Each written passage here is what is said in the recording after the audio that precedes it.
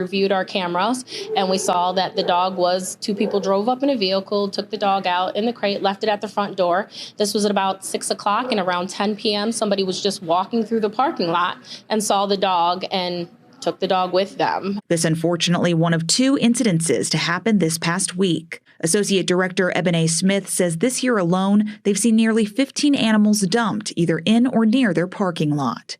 As you can see from this latest incident, someone walked off with the dog, and instead of this animal being brought back to the shelter, the dog is now nowhere to be found. The NSPCA filed a report with Animal Protection Services. As for the other incident that happened the following night, NSPCA says they weren't able to get that dumping completely on camera, but found the dog in a crate in their parking lot the next morning. We did get the dog in-house, but again, we don't know the history of the dog. We don't know what it needed. As for why the shelter thinks this is happening, it's unclear, but it's a problem. I don't know if it's a fear of judgment or they're just like they feel like there's not enough resources.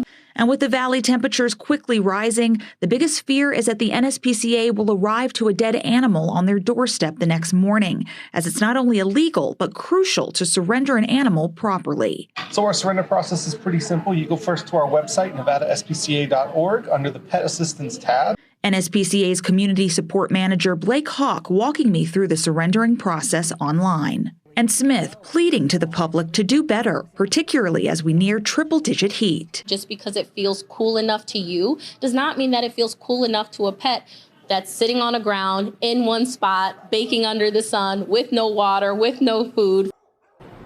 And in the city of Las Vegas and Clark County, anyone who was caught dumping or abandoning an animal could face up to a $1,000 fine. Now, with REBA's law awaiting Senate approval, the bill could possibly strengthen these penalties for animal cruelty in Nevada to include prison time and increased fines. Denise.